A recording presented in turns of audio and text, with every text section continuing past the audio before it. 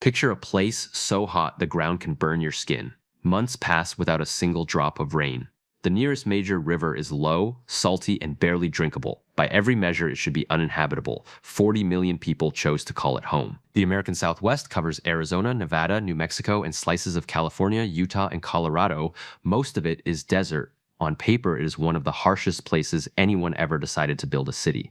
Phoenix sits in the Sonoran Desert, one of the hottest corners of North America. In summer, the air routinely climbs past 110 degrees, and the pavement gets hot enough to send people to burn units. In 2024, Phoenix went 113 days in a row above 100 degrees. The old record was 76 days, set back in 1993. It was the city's hottest year ever measured. That same year, 70 separate days topped 110 degrees.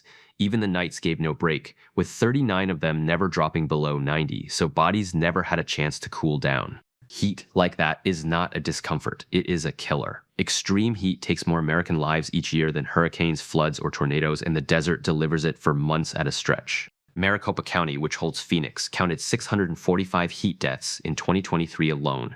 Nearly half of those who died were homeless, with nowhere cool to escape the worst of the afternoons. Now add the water problem. Phoenix gets around 8 inches of rain in a whole year. Many desert towns get less. For comparison, plenty of American cities get that much in a single month. There is no great river running through the middle of this desert. The land is dry, the sun is fierce, and water that does fall often evaporates before it can soak in or be stored.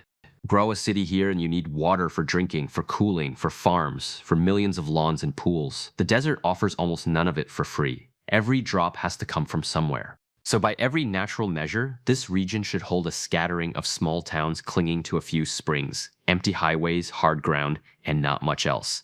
That is what the map wants it to be. Instead, the Phoenix area alone holds close to 5 million people. Add Las Vegas, Tucson, and Albuquerque, and tens of millions live where the land on its own could barely support a fraction of them. The whole thing stands on one thing the desert refused to give them: water. To understand how 40 million people pulled this off, you have to follow where their water actually comes from. Most of it traces back to a single river, the Colorado. That one river supplies water to about 40 million people across 7 states, 30 tribal nations, and even 2 states inside Mexico. The Colorado starts high in the Rocky Mountains, fed by melting snow. It runs about 1,400 miles toward the Gulf of California. That snowmelt is the hidden engine keeping the whole Southwest alive. Los Angeles, San Diego, Phoenix, Tucson, Las Vegas, and Denver all pull from it.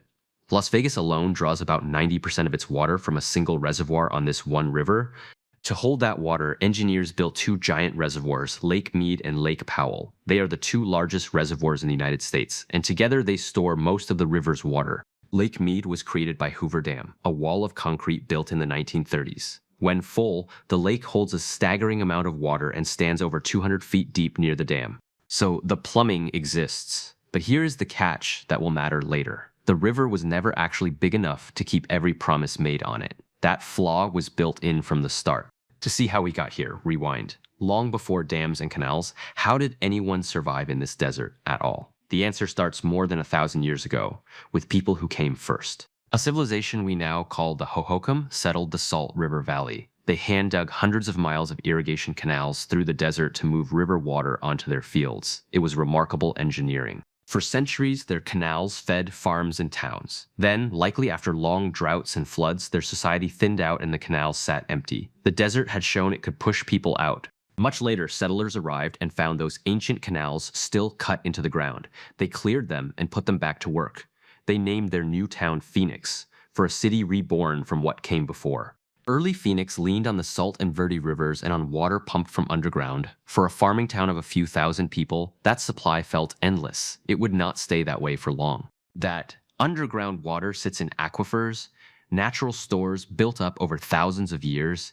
Cities treated it like a bank account with no limit, pumping hard to feed farms, factories, and fast-growing suburbs. For a while the trick worked, then the pumping outran the refill. Rain and snowmelt simply could not replace what the wells were pulling out. The account was slowly running toward empty. As the water table dropped, wells had to reach deeper and deeper. In some places, the ground itself started to sink as the emptied spaces below collapsed under the weight of everything above. This sinking is called subsidence. Around Phoenix and Tucson, it opened long cracks in the earth. damaged roads and pipes, and permanently crushed some aquifers so they could never fully refill again. A one-way loss. The message was clear: groundwater alone could never support the huge cities Arizona wanted to build. If Phoenix and Tucson were going to grow, they needed a bigger, steadier source from outside the desert. So they set their sights on the Colorado River, hundreds of miles to the west. The plan was bold. Reach out, claim a share of that river, and carry it across the desert by force. First came the paperwork. In 1922, the 7 states sharing the Colorado signed a compact dividing its water between them. On paper, it looked fair and generous. In reality, it carried a serious mistake. They measured the river during a rare wet stretch, so they thought it carried more water than it truly does most years. Every share was based on a river that was fuller on paper than in life. In short, the states promised out more water than the Colorado actually delivers. That gap seemed harmless while the reservoirs were full. Decades later, it would become the central crisis of the entire region. But at the time, the promise was enough. It cleared the way to build, and the first thing they built was a barrier across the Colorado big enough to bend the river to human will. Hoover Dam rose during the 1930s, one of the largest concrete structures ever built at the time. It held back the river, created Lake Mead behind it, and turned wild water into stored usable supply. The dam did double duty. Falling water spins its turbines and makes electricity, around 4 billion units in a normal year. That is enough power for well over 1 million homes across the Southwest. Upstream, engineers later added Glen Canyon Dam, which formed Lake Powell. Now the system had 2 huge tanks, one high in the basin and one low, banking snow melt through wet years to spend in dry ones. Together, those 2 lakes can hold roughly 4 years of the river's entire flow. That cushion is what let cities gamble on the desert. When rain failed, they could lean on the stored water instead. There was still one problem for Arizona. The Colorado only clips the state's far western edge, running low and off to the side. Phoenix and Tucson sit inland, and worse, they sit much higher up. Water does not flow uphill on its own. To get river water from the low western border to cities hundreds of feet higher and far inland, Arizona would have to fight gravity the whole way. Their answer was the Central Arizona Project, a canal stretching 336 miles across open desert. It pulls water from Lake Havasu on the Colorado and carries it toward Phoenix and Tucson. But remember, the cities are uphill, so this canal does something almost absurd.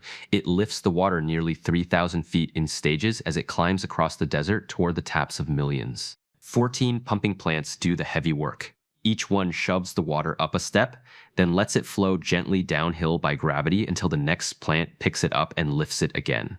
At the very first plant, 6 enormous pumps push the water more than 800 vertical feet straight up into a tunnel bored 7 miles through solid mountain rock. The scale is hard to picture.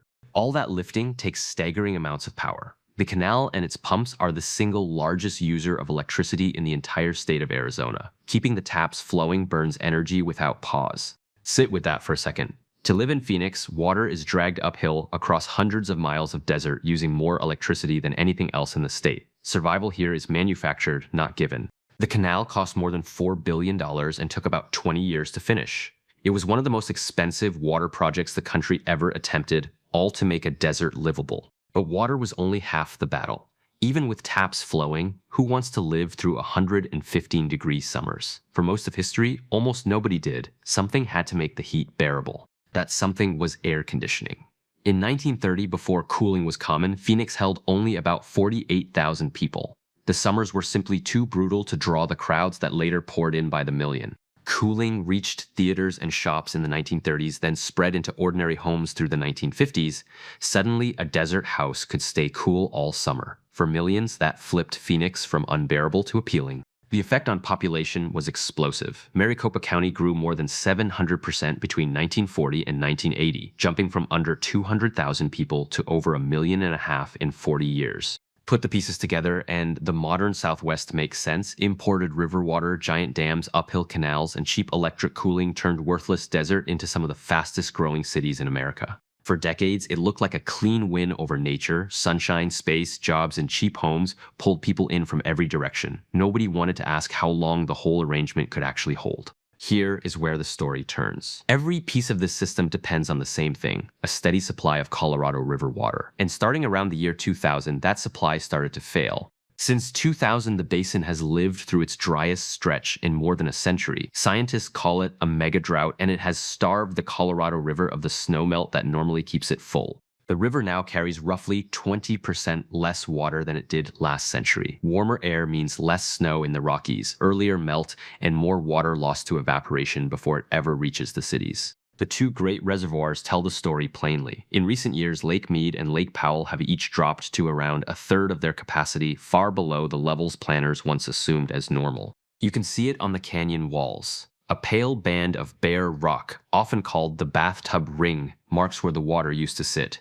In places, it now towers well over 100 feet high. There is a level engineers dread called dead pool. If Lake Mead falls that low, water can no longer pass through Hoover Dam at all, cutting off the supply to cities and farms downstream.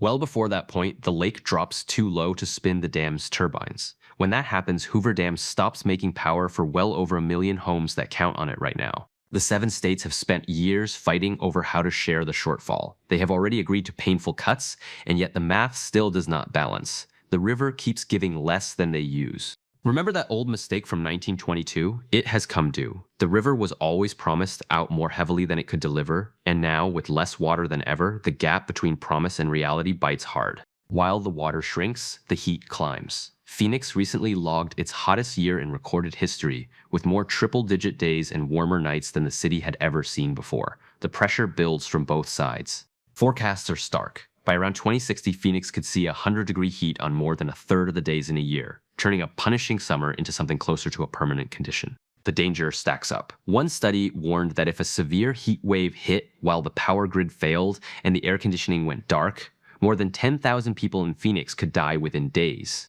So step back and look at the whole picture. This is the bargain the American Southwest struck. It built a modern life for millions in a place that, left alone, would refuse to support them at all. 40 million people now live across a region where the rain is thin, the summers can kill, and the nearest big river is already spoken for many times over. On its own terms, none of this should work. Their whole way of life rests on machinery. On dams and pumps, on hundreds of miles of canal, on power lines and cooling units, and on a river borrowed from mountains far outside the desert. Pull out any one of those supports for long enough, and the desert simply reclaims what was always its own. The heat returns, the taps run dry, and the ground goes back to being hostile to people. That is why the real question is no longer whether people can live in the Southwest. Clearly they can, and 40 million of them already do. The question is how long the machinery can keep it going.